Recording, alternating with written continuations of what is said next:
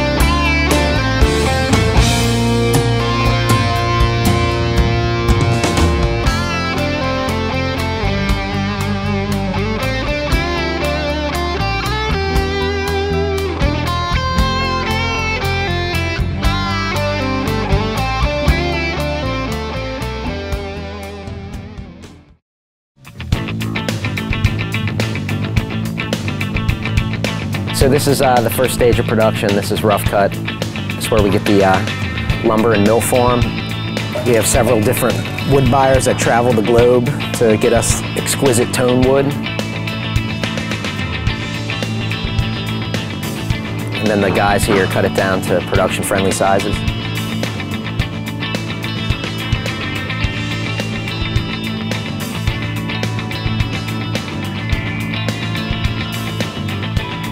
So this is mahogany. It's pretty much the core wood of a PRS guitar. Most PRSs are mahogany back and neck with a maple top.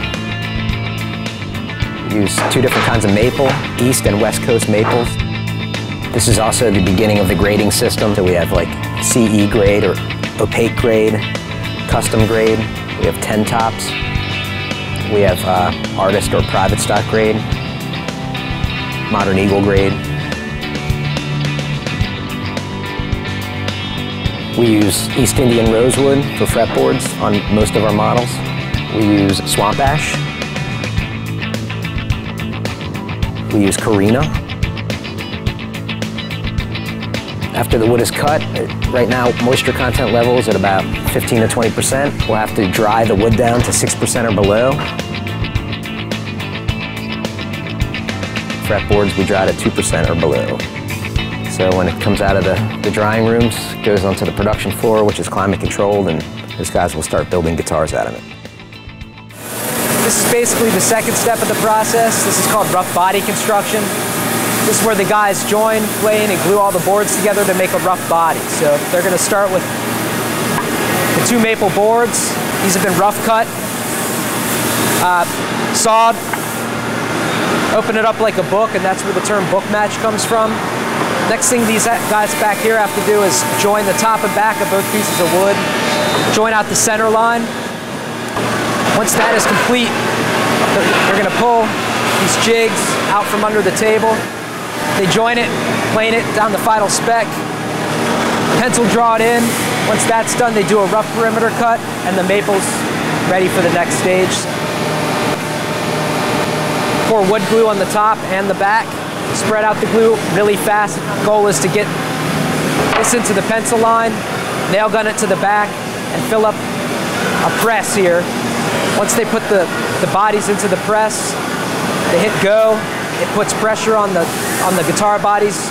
Overnight, basically, it's 4 tons of pressure per square inch on the guitar body. The next day, they pull them out like this. The top is glued to the back.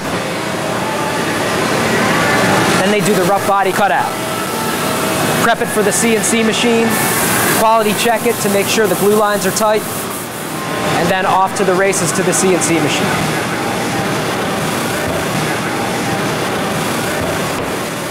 Okay, so the body comes from Body Build. It's inspected, it's prepped for the CNC machine. We're going to pop it into these CNC machines. That stands for Computer Numeric Controller. The first thing it's going to do is carve the back of the guitar. In this case, it's a stop-tail McCarty Carina, so it just does the outline, belly carve, and the electronics carve. Comes out of here, the guys check it. CNC operators check it over, make sure it meets quality spec. And they pop it into this machine, same machine, CNC machine, but it's cutting tops right now. It goes through these XYZ coordinates, three-dimensional coordinates, and it's carving out the top. 40 minutes later, it's going to come out like this. So it does the violin carve, pickup cavities, neck pocket, bridge location, and the divots for our electronics. So all in all, this process takes about an hour from start to finish.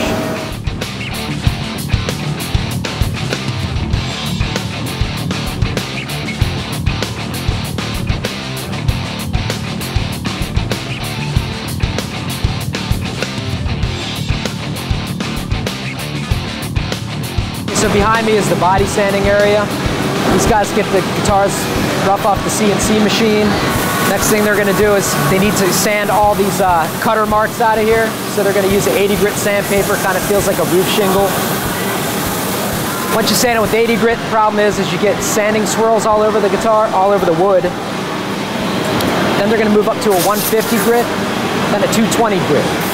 That process, 3 grits of sandpaper, takes each sander about 2 hours to do a guitar. The bottom line is you don't want sanding scratches in the guitar. You want it to be as flat as we can get it. The cool thing is when the guy is done sanding it, he signs his name in there. He's claiming ownership to the work. He passes it off to a quality control person. That person's been here for a while. He looks at it as a unit. They sign off on it, and off to NBA it goes. That would be neck body assembly, the next process.